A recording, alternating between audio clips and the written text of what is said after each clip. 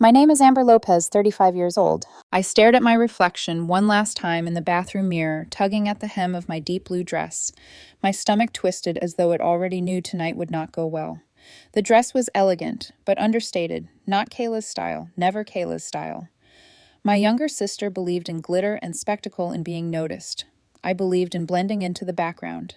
But tonight was her engagement party, not mine, and somehow that thought made my throat ache. When I stepped into the hotel restaurant, the chatter and laughter of relatives washed over me.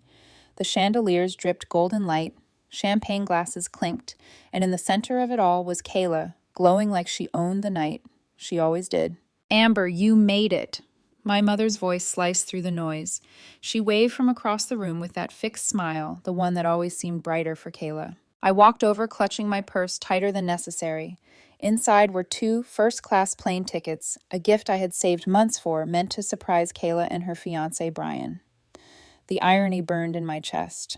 "Hi, Mom," I murmured, leaning in for a brief hug. She looked me up and down, lips pursing. "That dress is interesting." The sting of her judgment was familiar, like a paper cut that never healed. I bit the inside of my cheek and asked, "Where's the happy couple?" "Over by the bar. Everyone's here. Aunt Linda, Aunt Sarah, all your cousins. Go say hello." "Everyone's here. Everyone but Eric. My ex." 3 months had passed since I'd caught him kissing Megan outside our house, and yet the memory still lived in me, like an open wound. I pushed it aside, telling myself tonight wasn't about me. At the bar, I exchanged polite words with Kayla and Brian. She looked radiant in a sequined dress hair, swept up as though styled by angels. She kissed my cheek too quickly, her perfume cloying. "Don't be shy, Amber. Mingle. Smile more," she whispered, then turned away before I could answer. Dinner passed in a blur. Seated between Cousin Jessica and Aunt Linda, I nodded through meaningless chatter. The champagne dulled my edges just enough to let me laugh at an uncle's story. I almost began to relax. Then Kayla rose to speak. She lifted her glass, her voice ringing clear. "I want to thank everyone for coming tonight. Brian and I are so lucky to be surrounded by love." Polite applause. I raised my glass too. "And I especially wanted to thank my sister Amber." Her gaze locked onto mine. A smile curved her lips, too sharp to be kind. "My dear loyal sister, who will probably remain single forever because, well, men just keep running away from her." The room froze, then a ripple of laughter. My glass hovered mid-air, hand trembling. "Oh, honey, don't look so shocked." My mother called out, her voice carrying over the hush. "There's nothing wrong with being dumped twice. Could have been worse, 5 or 10 times." More laughter, scattered at first, then swelling. Jessica leaned in, whispering just loud enough. "Maybe you're the problem." Aunt Linda nodded sagely. "When a woman's been abandoned more than once, there's always a reason. I know a good therapist." And your style cousin Mark added, "Maybe tone it down. Men like normal." Their words stabbed one after another until my chest felt hollow. I looked desperately around the table for anyone who might defend me. No one met my eye. No one except Kayla. She smirked into her champagne, basking in my humiliation. Something inside me snapped. The chair screeched as I stood. Gasps. Silence. My heels clicked against the marble floor as I crossed to the head of the table. Without a word, I reached into my purse and drew out the plane tickets. Kayla's smile faltered. She knew what they were. I held her gaze as I tore the tickets in half, then again, into quarters, into confetti. Paper fluttered down like ash across the table, landing in her champagne. "Amber," my mother gasped. "What are you doing?" I said nothing. My silence was louder than all their laughter. I turned and walked away, my head high, though my legs shook beneath me. "Amber, come back here," my mother shouted. "You're behaving like a child." I didn't stop. I pushed through the doors and into the night, where the cool air hit me like water after fire. By the time I reached my car, the tears came fast, hot, unstoppable. At home, I collapsed onto my couch heels, discarded makeup streaked. My phone buzzed relentlessly in my purse. Kayla's messages lit up the screen. "Please, it was just a joke. Were those plane tickets? Tell me you didn't cancel." I already started packing. A bitter laugh broke from my chest. Only now, when her prize slipped away, did she call it a joke. I opened my laptop. A few clicks later, the tickets and hotel reservations were canceled. The confirmation email appeared instantly. I screenshotted it, sent it to Kayla. "No gift, no trip. Everything's gone." Her call came immediately. I declined. Then Mom's, Aunt Linda's, declined. Finally, I switched the phone off. The apartment fell into silence, broken only by my ragged breathing. But beneath the hurt, beneath the humiliation, something new stirred. Resolve. The morning after the party, I woke to the taste of stale champagne and humiliation. My phone blinked with missed calls, but I ignored them. Instead, I lay in bed, staring at the ceiling, replaying every laugh, every cruel whisper. And beneath it all, another memory bled through uninvited. Eric. It had been 3 months, but I could still see it clearly the night my world collapsed. I had left work early, driving home eager to surprise him. My headlights swept across the driveway, illuminating two figures at the side of the house. Eric and Megan, his hands in her hair, her lips on his. I had frozen in the driver's seat, nausea surging. When I confronted them, Megan didn't even flinch. "It's been going on for weeks," she said with a shrug, as though telling me she'd borrowed a sweater. Eric stammered, eyes darting. "It was a mistake, Amber. It won't happen again. We can still get married." But I had already known. Everything, the venue, the flowers the photographer canceled within days. The money I'd saved for years sat untouched in my account, a painful reminder of what almost was. Now, as I sat with my coffee still in my robe, the doorbell rang. I hesitated. Through the peephole, I saw them, my parents, and Kayla. I nearly didn't open it, but their eyes had already found my car in the driveway. Pretending I wasn't home would only prolong it. Reluctantly, I turned the lock. "We need to talk," my mother said briskly, pushing past me as though it were her house. Dad followed, silent, arms crossed. Kayla trailed behind, eyes lowered, an actress rehearsing remorse. I stayed standing, arms folded. "Amber," Kayla began, her voice soft. "I'm sorry about last night. I was stressed trying to be funny. I didn't mean to hurt you." Her words felt memorized, a script she'd been handed. I stared, saying nothing. Mom cleared her throat. "Since you canceled your wedding, you must still have that money saved up, right?" My chest tightened. "Why?" "Well," she said with a practiced smile, "it's only logical. You had planned a beautiful event, and Kayla deserves one too. You don't need that money anymore, but she does. A family should help each other." I blinked, certain I'd misheard. "You're asking me to what, fund her wedding?" Kayla shifted, eyes darting between us. "It doesn't have to be everything. Just the big expenses. The Willowbrook estate, maybe. You booked it before, remember, it's perfect.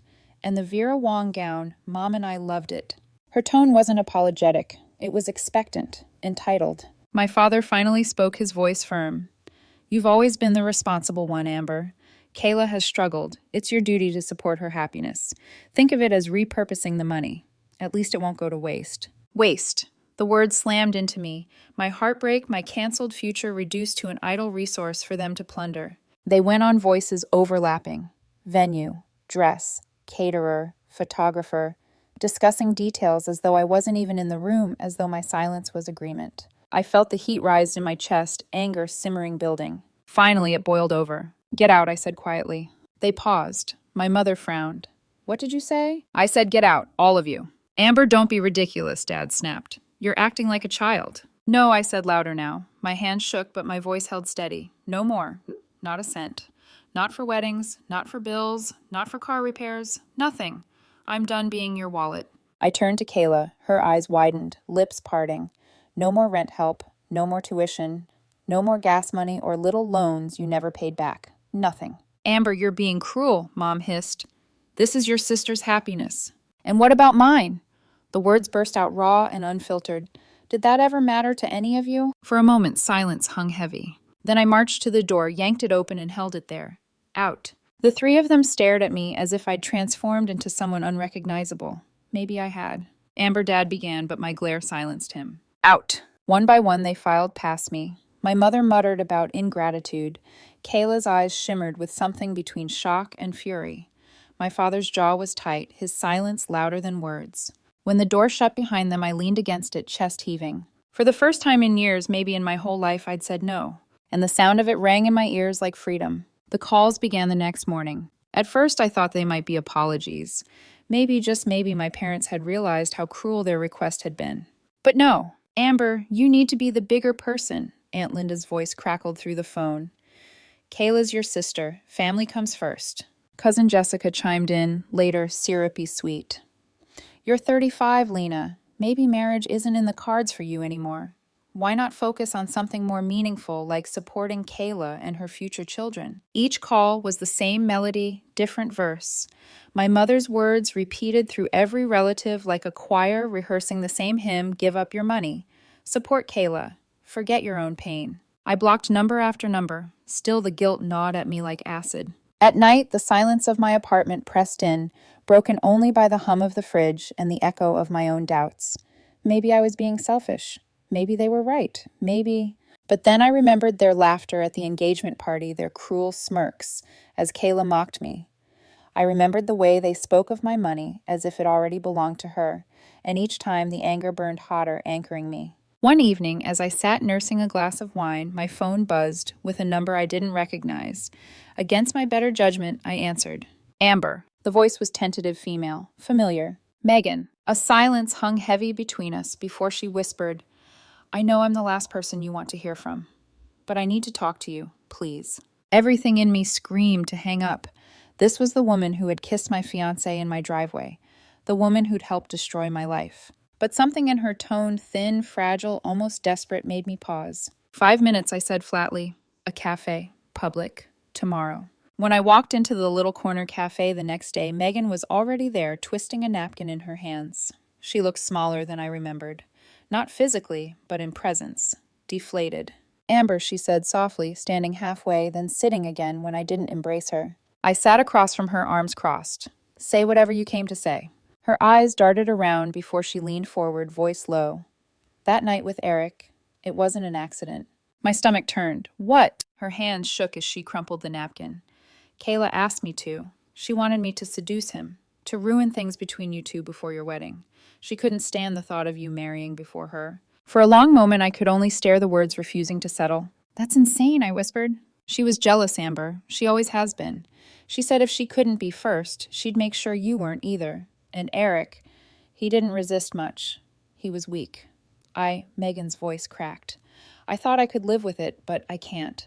I'm sorry. I know sorry doesn't undo anything, but you deserve to know the truth. Her eyes shimmered with tears, but I couldn't tell if they were guilt or performance. Maybe both. I rose from my seat, heart pounding. Do you realize what you've just said? Megan nodded miserably. That's why I called. I couldn't keep it to myself anymore. I walked out of the cafe in a daze, the city spinning around me. Her confession echoed in my skull, sharper than any of the insults my family had thrown at me. Kayla hadn't just humiliated me at the party. She had orchestrated the collapse of my engagement, my heartbreak, my canceled wedding, all of it. And now I held the weapon that could shatter her perfect little empire. At home, I locked the door and sank onto the couch. My hands trembled as I replayed Megan's words. This was more than betrayal. It was war. And for the first time in years, I wasn't afraid of fighting back. The call came late on a Tuesday night. My mother's voice, unusually subdued, Amber. We need to have a serious conversation. Come to the house tomorrow evening, please. Every instinct told me not to go, but part of me wanted to hear what scheme they'd concocted next, and I wasn't going in unarmed. So the following evening, Megan sat beside me in the car as I pulled into my parents' driveway. She fidgeted with the hem of her shirt, her nerves obvious. You're sure about this? She asked quietly. Absolutely, I said, though. My own heart pounded. Just tell them exactly what you told me. Inside the living room was staged like a courtroom. My parents sat rigid on the couch, Kayla perched beside Brian, who looked politely confused. When they saw Megan behind me, their faces shifted. Dad's frown deepened. Mom's smile faltered, and Kayla's eyes widened with something dangerously close to panic. What is she doing here? Kayla snapped, voice sharper than she meant it to be. She's my guest, I replied evenly. You wanted to talk, so let's talk. Kayla straightened, slipping her mask back on. She folded her hands in her lap, eyes glistening with manufactured sincerity. Amber. I want to apologize for the engagement party. I was stressed. I thought I was being funny. I didn't mean what I said. I just wanted to lighten the mood. It was an apology straight out of a self-help blog, words without weight. Mom leaned forward, eager to close the case. There, you see. She's apologized. Let's put this unpleasantness behind us and move forward as a family. I almost laughed at the absurdity of it. But instead I turned to Megan. Go ahead. The room stilled, every pair of eyes fixed on her. Megan swallowed hard, then spoke. I was Kayla's friend, until recently, but I can't keep her secret anymore. Everyone should know Kayla asked me to seduce Eric. She wanted to ruin Amber's wedding before it happened. The silence was deafening. Brian's face twisted disbelief, giving way to horror. Kayla, what? Kayla's mouth opened and closed, but no words came out. The mask slipped her eyes, darting lips trembling. She couldn't stand the idea of Amber marrying before her. Megan continued, her voice steadier now. She told me herself. She said if she wasn't first, Amber wouldn't be either. Brian recoiled as if she'd slapped him. Is this true? Kayla's hands shook in her lap. That's ridiculous. She's lying. She's jealous. Jealous Megan let out a bitter laugh. You're the one who begged me. Don't deny it. I turned to my parents, waiting for outrage, for shock, for even a shred of sympathy. Instead, my mother's face was disturbingly calm. Well, she said at last these things happen. It was probably for the best anyway. Eric wasn't right for Amber. Kayla just accelerated the inevitable. Dad nodded in agreement, voice flat. What's done is done. Let's move on. Brian looked at them stunned. Are you serious? Your daughter plotted to destroy her own sister's engagement, and you're just brushing it off. Families have disagreements, Dad said curtly. We don't need to drag this out. My chest constricted. I stared at them, unable to comprehend. Not even shock, not even disappointment. Just dismissal. You still don't get it, I said softly, my voice trembling, not from fear, but fury. Do you see what kind of person your daughter is, what she did to me, to us? Kayla's eyes darted between us, her composure unraveling. Brian's face hardened, his hands slowly withdrawing from hers. But my parents sat like statues, united in their refusal to see. And in that moment I understood. I would never get justice from them, never hear the words I deserved. They would always excuse her, always belittle me, always choose Kayla. Something inside me went cold. I rose slowly, my chair scraping the floor. You're all perfect for each other, I said, my voice clear, deliberate. You deserve each other. And with that, I turned and walked out. Megan followed close behind her footsteps, quick, almost apologetic. Behind us, the silence cracked into raised voices, but I didn't stop. For the first time, I wasn't the one left behind. I was the one walking away. When I shut the car door that night, my hands were trembling so hard I could barely turn the key. Megan sat stiffly beside me, silent. Thank you, I murmured, still staring through the windshield at the house I had just left behind, for telling the truth. She nodded, her eyes tired. I should have told you months ago. We didn't hug. We weren't friends. We were just two people who had been caught in Kayla's web and finally clawed free. The following morning, my phone exploded with calls. Amber, you need to think about the family, Aunt Linda scolded. Amber, don't throw away your blood over a silly misunderstanding, Uncle Robert pleaded. Amber, you're too old for this kind of drama. Support Kayla instead. Jessica sneered. Each word was a stone hurled at my chest, each voice carrying the same poisonous message: forgive, forget, fall back into line. I blocked them one after another, my contact list shrinking until the silence was almost absolute. At first, the quiet terrified me. I had lived so long inside the noise of obligation, of endless demands, of being the reliable one. Now my evenings stretched like an unfamiliar desert. But slowly the silence softened. It began to feel less like emptiness and more like space. I filled it carefully. A book club at the local library. A rock climbing class where my arms ached but my spirit lifted. A weekend trip to the coast by myself, just me, the sea, and a notebook where I wrote down every thought I was too scared to say aloud. I redecorated my apartment. The couch Eric and I had picked out, gone. The champagne flutes meant for toasts at a wedding that never happened, donated. I painted the walls a warm sage green, lined the shelves with plants, and hung up photographs from places I loved. Each change was a tiny rebellion, a declaration that this space was mine and mine alone. Therapy came next. Not the therapist Aunt Sarah had recommended in her condescending tone, but a specialist in family trauma. The first session, I barely spoke, choking on words I had buried for decades. But by the third, the dam broke. I wept for the girl who had been mocked, used, and discarded. I wept for the woman who had been told her worth depended on sacrifice. And in those tears, I felt something shift. Freedom. Yet freedom came with its own ache. There were nights I sat alone, wine glass in hand, wondering if I had overreacted, wondering if blood ties were worth severing so absolutely. But then the memories returned, the laughter at my expense, the demand for my savings, the cold dismissal when Kayla's cruelty was exposed. Each memory was a flame that burned away my doubt. I was not overreacting, I was surviving. Weeks passed. The phone calls dwindled, the guilt faded, and the quiet grew comfortable. I walked through my days, lighter, as though a weight I had carried for years had finally fallen away. For the first time in my life, I wasn't defined by my family. I was defined by me. Still, I knew the story wasn't finished. People like my parents didn't let go easily. Kayla didn't surrender her spotlight without a fight. And though I didn't know how, yet I could feel it, another storm was coming. I didn't expect to meet anyone, not after Eric, not after Kayla. My heart was still a stitched wound, tender and unwilling to risk reopening. But fate has a strange sense of humor. It was at a charity fundraiser my company sponsored a dull event filled with polite small talk and forced smiles. I had slipped to the side wine glass in hand when a voice beside me said, "I think you hate these things as much as I do." I turned. Jason, tall, dark-haired, with kind eyes that didn't flinch or wander. He smiled, not the polished kind of smile Kayla perfected, but one that reached his eyes and stayed there. We talked about books, about music, about the ridiculousness of networking events. The conversation flowed easily like water finding its path. By the time dessert was served, I had given him my number. By the next week, we were sharing coffee at a quiet cafe. At first, I kept him at arm's length. Every smile felt like a trick waiting to collapse. Every compliment felt like bait. But Jason never pushed.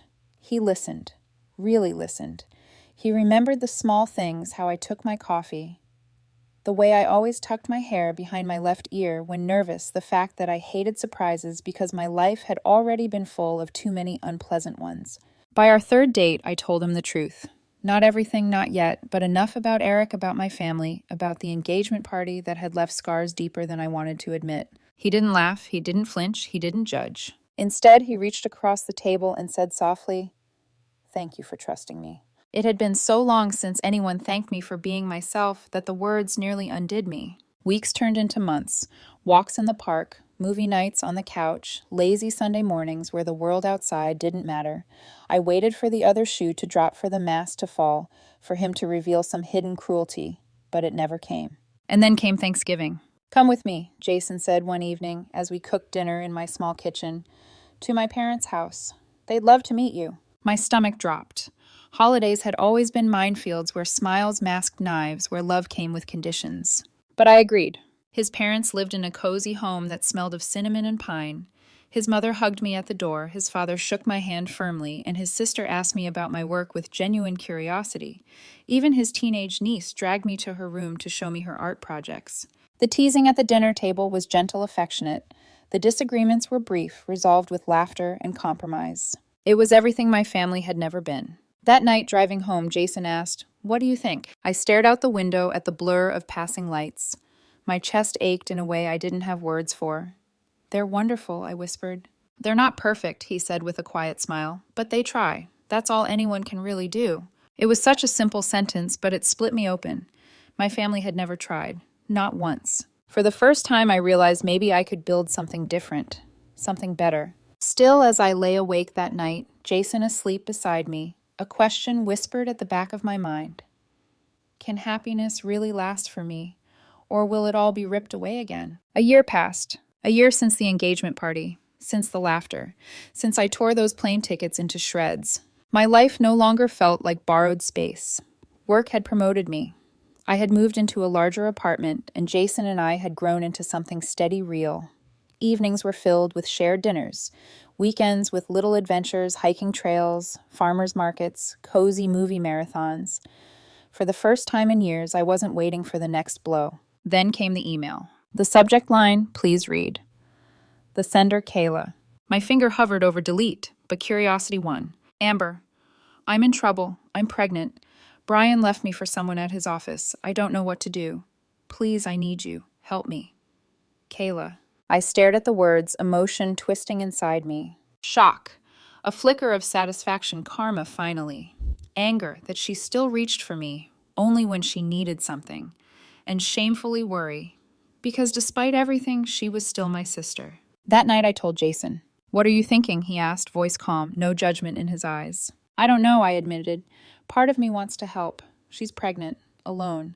But another part remembers everything. The humiliation, the betrayal, how they only call me when they want something." Jason took my hand. Helping doesn't have to mean letting her back into your life on her terms. Boundaries are still love for yourself. I thought about it for days, turning it over in my mind. Each memory sharpened my resolve. The champagne laughter, the greedy hands reaching for my savings, the cold dismissal when Megan told the truth. Finally, I sat down at my laptop and wrote, "I'm not happy about your situation, but I'm not going to pretend to sympathize either. Mom and Dad will help you. Don't contact me again. It felt harsh. It also felt necessary. Weeks later, my cousin Ryan texted me. Just so you know, Kayla moved back in with your parents. She's trying to track down Brian for child support, but he disappeared. I read it twice, then typed back, thanks for letting me know, and changed the subject. Kayla's chaos no longer belonged to me. Spring arrived. Jason and I spent a weekend cooking together, sunlight spilling across the kitchen. He talked about his upcoming family reunion, about how everyone was excited to see me again. They really liked you at Thanksgiving, he said, grinning, as he passed me a slice of pepper he'd just chopped. Mom asks about you all the time. I thought of his family, how they listened, teased, gently disagreed, respectfully. Love without price tags. I'd love to go, I said softly. Jason kissed my forehead. Good, because they already think of you as family. That word family caught in my chest. For so long it had meant chains, conditions, wounds that never healed. But now with Jason it was something different, something hopeful. Later that night, as we sat on the balcony watching the sky deepen into navy, I thought about the woman I had been. Desperate for approval, willing to bankroll my sister's life, accepting scraps of affection from people who only saw me as a resource. That woman was gone. I wasn't a punchline. I wasn't an ATM. I wasn't their doormat. I was Amber Lopez, and I had built something better. My phone buzzed with a message from Ryan. Your mom's birthday dinner next week. She's asking if you'll come. I typed, no thank you, then set the phone aside. The old Amber would have felt guilty, would have made excuses, would have given in. The new Amber knew no was a complete sentence. Jason noticed the flicker of a smile on my face. Everything okay? I looked at him at the life we were building, and for the first time, the answer was simple. Everything's perfect. As the stars winked above us, I let the silence settle. Not the heavy silence of loneliness, but the gentle kind filled with possibility, with peace. For the first time, I believed it. I was free.